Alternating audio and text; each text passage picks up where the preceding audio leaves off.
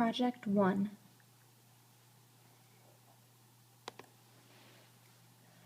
Hi, my name is Mel Grossinger, and I work at Gallaudet in the departmental offices.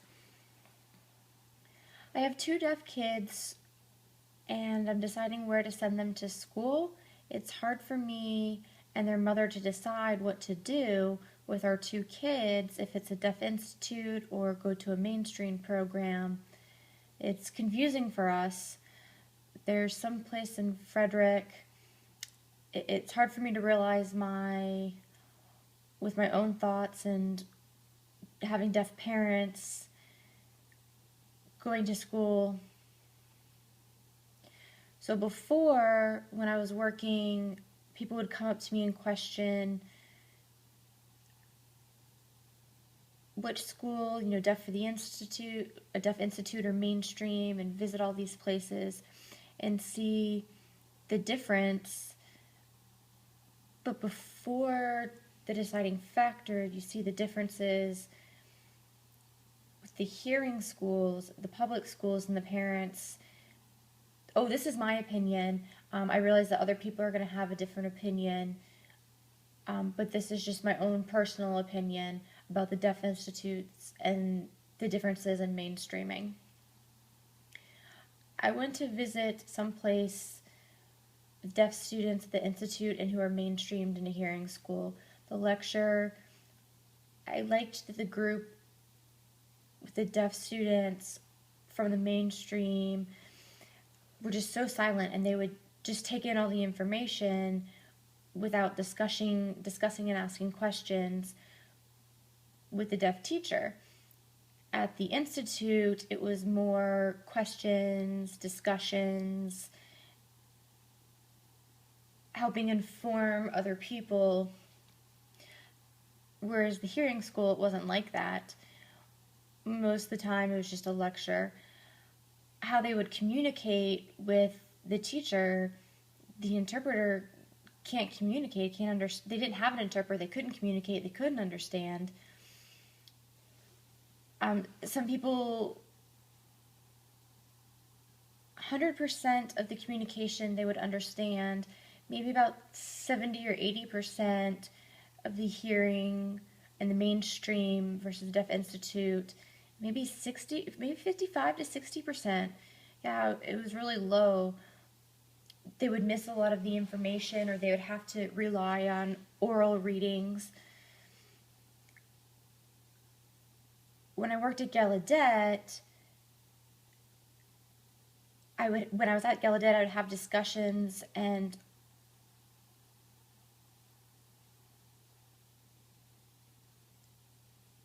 people would come and ask me for questions. In the mainstream school,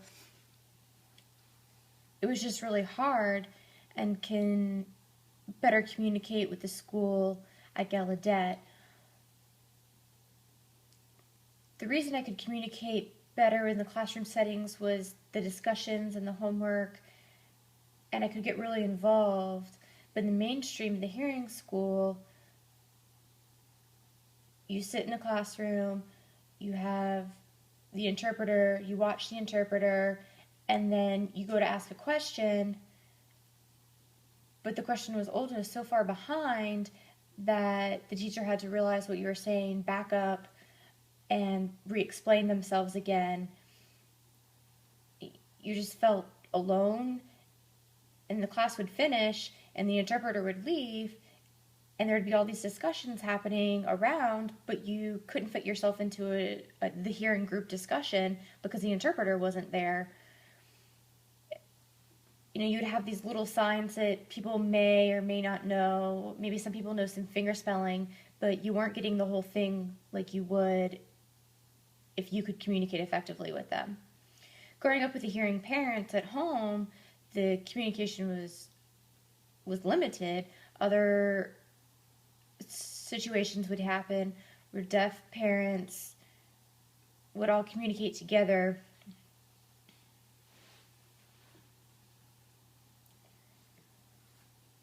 They would add to each conversation. So it was really nice growing up.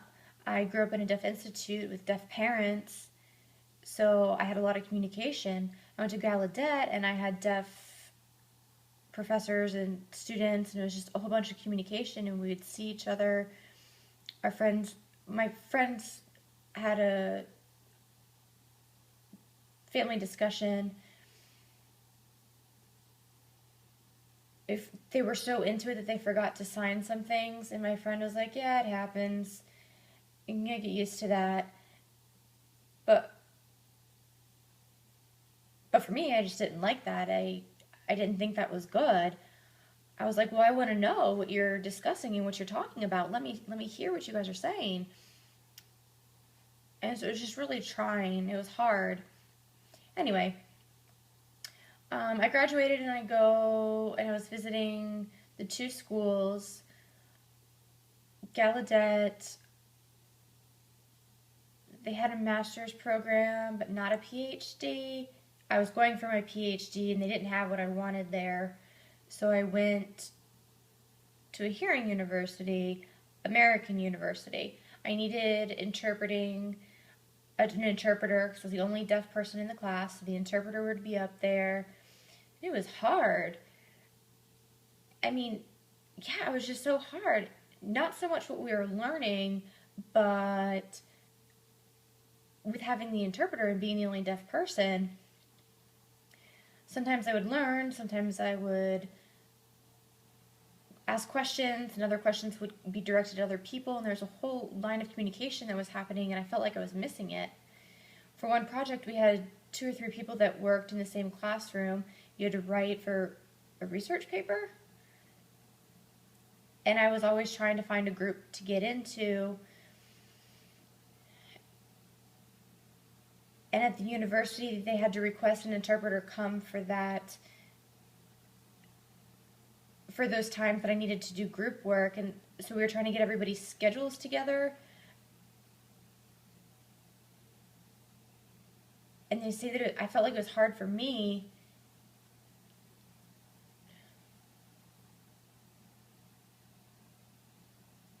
For 1 or 2 hours, they would come and they would help, and the university would pay for it.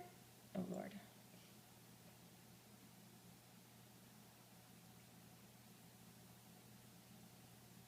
So I'd look at the other interpreter's schedule and I would come back and we'd try to figure out all that we needed to study.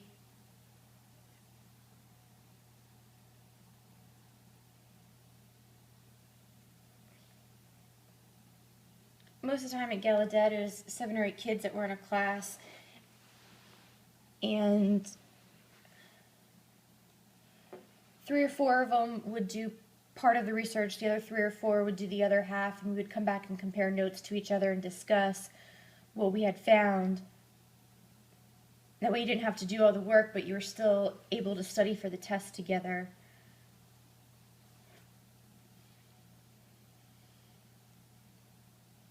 So when I look back and I remember all these things at 3 and 4 years old, for my 3 and 4-year-old, it's hard.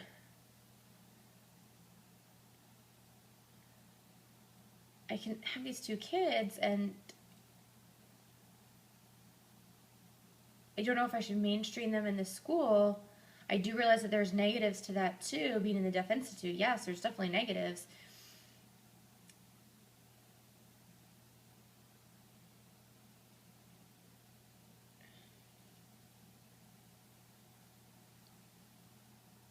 You learn from home a lot of the times in the area, and hearing parents, their language before the school, they grow up and they finish, they have the language and it's great, and they go home.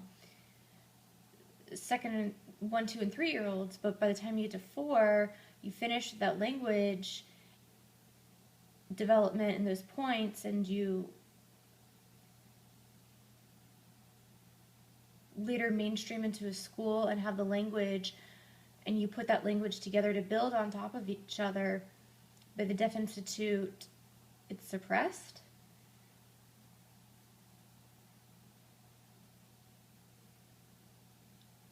they had a fast up language, and they would build on each other.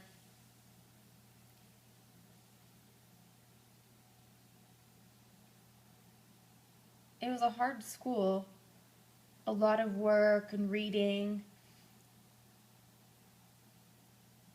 And at that hearing school, it's the same work in hearing, but not, but more, it was minimal. At the hearing school, they had different programs. They had to go to the library and do a research paper.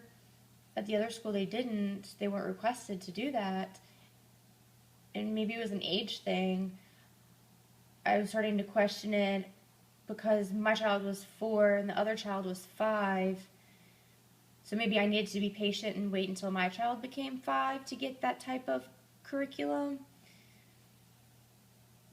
And that way they would all be around the same.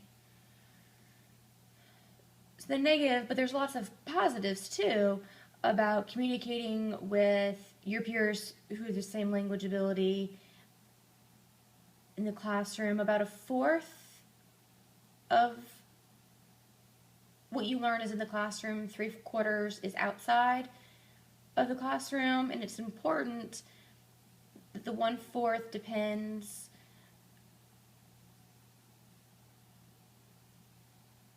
on the program, more of the development and the computers. I was visiting a Maryland school. It was a good school, yes.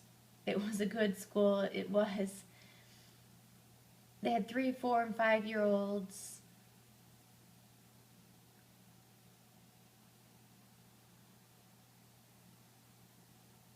They were using computers. They might not have the money or the budget or the technical ability to do that, but they would use auditory speech reading. They would try to do the M sound, like a long M, on the computer, and there would be a horse and it was trotting along, and the horse had to go to the finish line, and it would go as fast. Oh, but the other place was using a feather and blowing on it, and the technology was just so different at this other school. It was great, but there might not have been the money to do this at the other school, so I'm comparing the two and why one would be better than the other. Now today, no, what will happen like 8, 9 years old? They'll continue at the deaf school. I don't know if that's going to happen. I've heard from other deaf parents, other parents of deaf children, that they start to level off and they can't give the percentages that they need to all the kids in the class. About 20%, about 20 kids in the class, a couple of them are gifted and need to be in the gifted program.